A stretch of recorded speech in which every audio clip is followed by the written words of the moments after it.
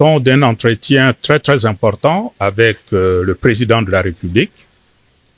Cet entretien fait suite aux initiatives que lui-même avait déjà prises en allant à la rencontre du chef de l'État du Burundi et puis du Congo-Brazzaville. Ce sont des échanges qui ont porté essentiellement sur des sujets d'intérêt national. À l'issue de ces échanges, nous avons eu à nous rendre compte que notre pays, la République démocratique du Congo, a besoin de communion entre le fils et les filles du Congo. L'unité, la communion pour être solide, pour être fort.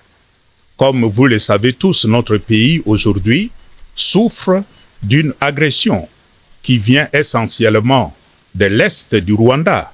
Nous le savons. Mais comment pouvons-nous faire face à une telle agression si nous sommes divisés entre nous, les fils et filles du Congo?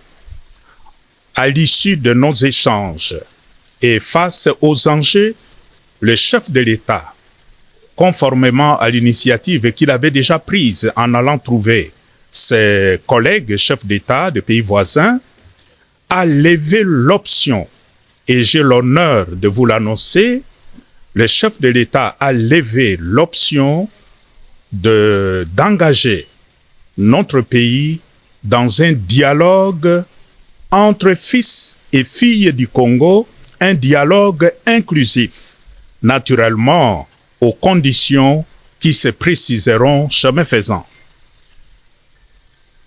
C'est l'occasion pour moi aujourd'hui, au nom de tous mes collègues qui sont ici, les chefs religieux, d'exprimer ma gratitude au président de la République qui, en tant que père d'une nation, d'une famille, s'est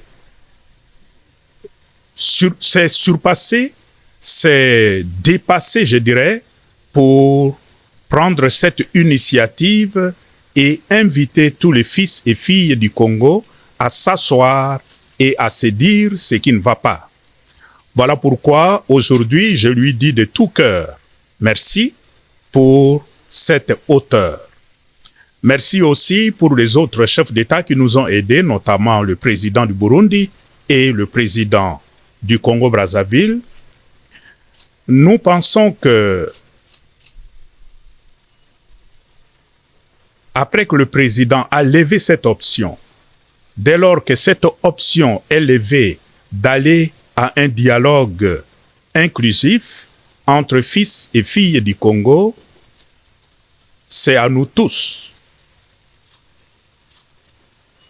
ceux qui sont au pouvoir, tout comme ceux qui sont dans l'opposition, de s'inscrire dans cette dynamique pour que cette initiative puisse aller de l'avant, porter de fruits, pour que tous les fils et filles du Congo puissent vivre enfin en paix,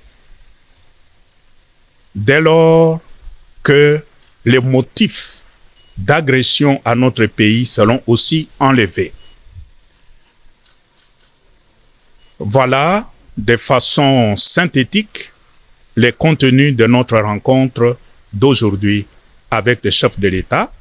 Et nous, en tant que chef de confession religieuse, nous avons accepté cette mission que le chef de l'État nous confie et nous nous engageons à porter de l'avant comme un apostolat pour le grand bien de notre pays. Maman, papa, l'éducation de vos enfants, c'est notre priorité.